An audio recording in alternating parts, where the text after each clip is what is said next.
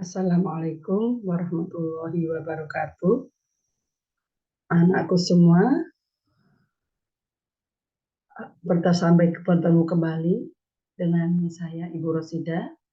Pada kali ini kita akan bermulai dalam video pembelajaran mata pelajaran kimia kelas 11 semester 1 tahun 2022-2023. Kali ini kita akan bahas tentang laju reaksi. Tujuan pembelajaran yang pertama, menjelaskan faktor-faktor yang mempengaruhi laju reaksi. Kedua, menentukan order reaksi dan tahapan laju reaksi berdasarkan data hasil percobaan. Suatu reaksi ada yang berlangsung sangat cepat dan ada yang berlangsung sangat lambat. Dibandingkan di sini ada perkaratan dan ledakan petasan. Manakah yang lebih cepat langsung? Tentunya ledakan petasan, bukan?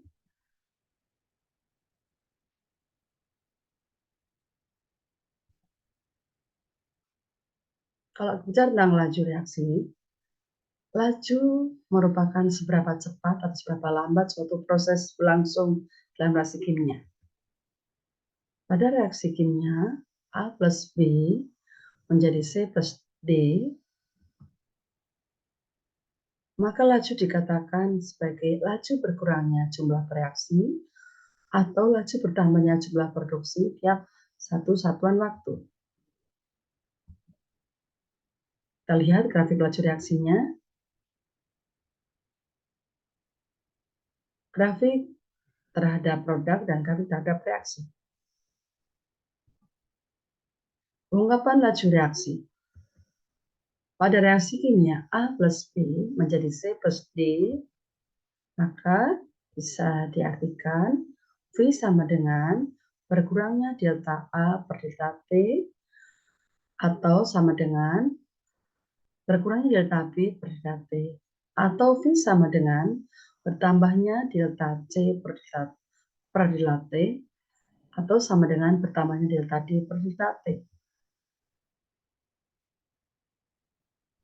Keterangan V adalah laju reaksi, T satuan waktu reaksi, min delta A berarti adalah laju pengurangan konsentrasi molar reaksi A tiap satu waktu.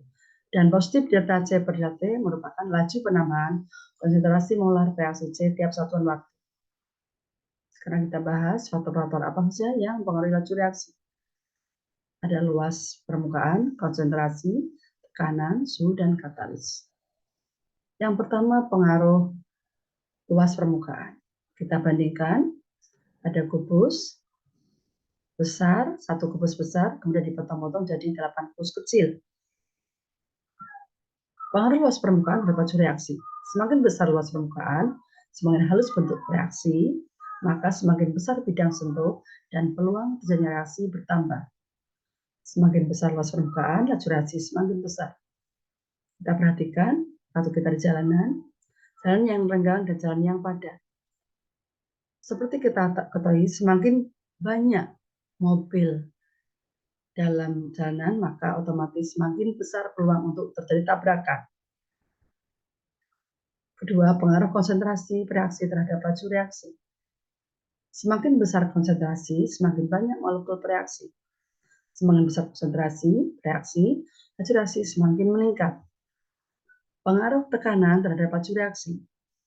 Semakin besar tekanan, maka volumenya akan mengecil.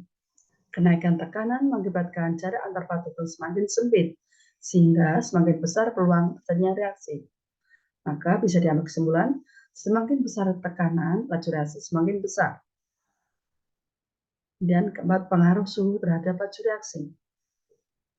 Saat suhu di tingkat menjadi T2, maka kinetik partikel-partikel reaksi bertambah.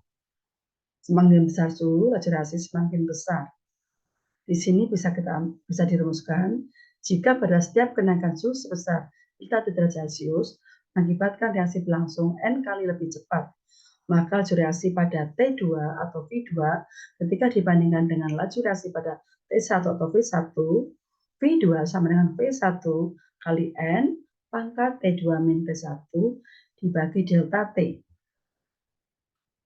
Terakhir adalah pengaruh katalis. Katalis adalah zat yang dapat mempercepat laju reaksi, tapi zat itu sendiri tidak mengalami perubahan yang kekal. Menurut jenisnya, katalis dibedakan ada katalis homogen dan katalis heterogen. Katalis homogen adalah katalis yang sefase dengan zat yang dikatalisis. Katalis heterogen adalah katalis yang tidak sefase dengan zat yang dikatalisis. Cara kerja katalis. Dengan adanya katalis, maka akan masuk racunasi dengan cara menurunkan energi pengaktifan. Suatu reaksi kimia akan berlangsung jika terjadi tumbukan-tumbukan antar partikel zat reaksi. Disinilah terjadinya adanya tumbukan yang efektif. Apa itu tumbukan yang efektif? Yaitu tumbukan yang memiliki arah tumbukan yang tepat dan punya energi yang cukup untuk memutuskan ikatan-ikatan pada zat-zat yang bereaksi. Perhatikan gambar berikut. Pada reaksi A2 plus B2 menjadi 2AB. Kita bandingkan kondisi A dan B. Pada saat kondisi A2 plus B2 tidak terjadi tumbukan efektif, maka di situ tidak terjadi hasil reaksi. Kemudian pada yang B, kita lihat A2 plus B2 terjadi tumbukan yang aktif, maka menjadi 2AB. Suatu tumbukan dikatakan tumbukan yang aktif memiliki syarat. Yang pertama, arah yang tepat, energi yang cukup. Yang di sini dikenal dengan adanya energi aktivasi. Apa itu energi aktivasi? Energi aktivasi adalah energi minimum yang harus dimiliki partikel-partikel atau molekul agar tumbukannya menghasilkan suatu reaksi. Hubungan antar energi pengaktifan dan energi yang dilepas atau diserap. Pada reaksi endoterm, kita lihat di sini energi lebih besar dibandingkan pada reaksi eksoterm.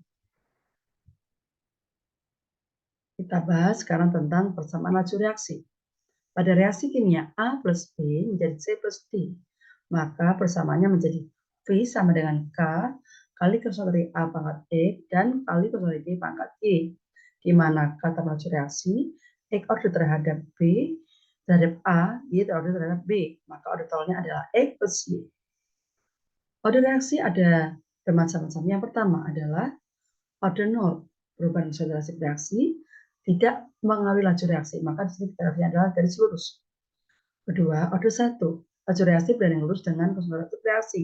Lihat grafiknya adalah merupakan garis yang memotong sumbu simetri. Ketiga, order 2, laju reaksi merupakan pangkat 2 dari konsentrasi reaksi. Kita lihat, grafiknya adalah grafik parabola. Menentukan persamaan laju reaksi. Metode laju awal, yaitu laju diukur pada awal reaksi dengan konsentrasi yang berbeda-beda. Kita ambil contoh data percobaan untuk reaksi 2NO plus BR2 menjadi 2NOBR dengan hasil reaksi sebagai berikut. 1 sampai 4, konsentrasi NO juga diketahui 1 sampai 4, BR2 diketahui 1 sampai 4, dan laju reaksi diketahui 1 sampai 4. Data 1 dan 3, kita untuk menentukan nilai X, berarti konsentrasi terhadap NO, maka kita ambil di mana konsentrasi BR2 yang tetap, maka kita ambil pada percobaan 1 dan 3. V1 per V3, maka diperoleh 4/16 sama dengan setengah pangkat X. 1/4 sama setengah X, maka X-nya sama dengan 2.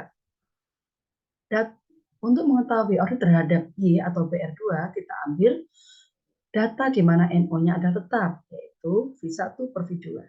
4/8 sama dengan setengah pangkat Y. Setengah sama dengan setengah pangkat Y, maka Y sama dengan 1. Maka persamaan laju reaksi menjadi V sama dengan K kali NO pangkat 2 kali BR2 pangkat 1.